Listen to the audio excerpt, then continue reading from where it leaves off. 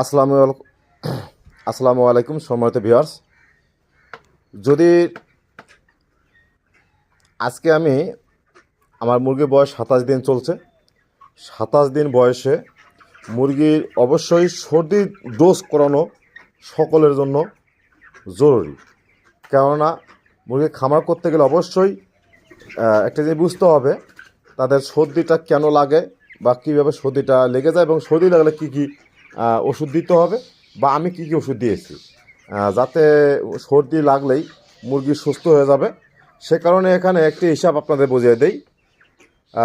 প্রথমত আমি সর্দির জন্য যে ডোজটি করেছি সেই ডোজটি হচ্ছে আপনাদের রেসপোকেয়ার প্লাস। রেসপোকেয়ার প্লাস এটা আপনার খুব সামান্যতম দিতে হবে।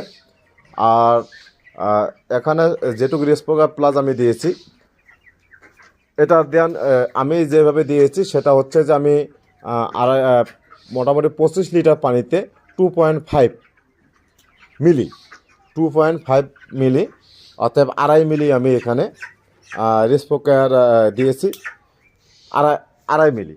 আর তার সঙ্গে আমি যদি শরীরে জ্বর থাকে জ্বরের জন্য আমি ওই রেসপোকেয়ারের সঙ্গে আমি দিয়েছি ফার্স্টবেড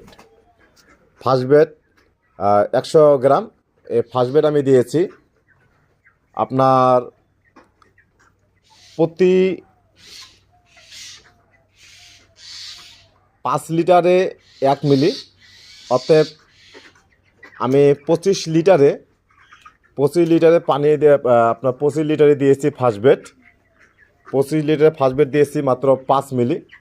5 মিলির সঙ্গে আমি এখানে আরেকটা জিনিস অ্যাক্টিভ করেছি, সেটা হচ্ছে যে আপনার যেটা না দেরি নয় সেটা হচ্ছে যে মাইক্রো আউট এটা আমি দিয়েছি।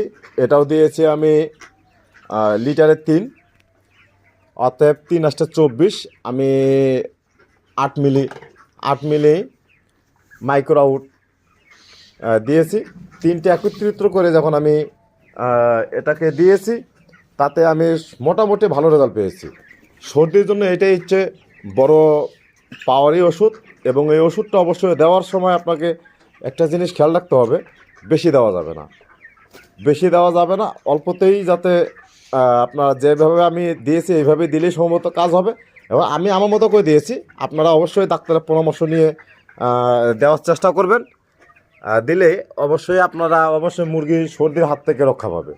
সর্দি লাগলে আপনারা এই 3টা জিনিস একত্রিত করে আপনাদের দিতে হবে। দিলে হবে কি আপনাদের মুরগির অনেকখানি সর্দি কমে যাবে। এই দিকটা খেয়াল রাখবেন যে যাতে মুরগির সর্দি না লাগে। সর্দি কী কারণে লাগে, সর্দি কেন লাগে, বিস্তারিত এবং ফুল ভিডিও পেতে আপনাদের অবশ্যই আমার ইউটিউব চ্যানেলে লিঙ্ক দেওয়া থাকবে। ইউটিউব চ্যানেলে ঢুকে আপনারা এর বিস্তারিত জানতে পারবেন। তাহলে একটা বিষয় আপনারা খেয়াল রাখতে হবে যে সর্দি লাগলে আপনাদের যা যা করণীয়।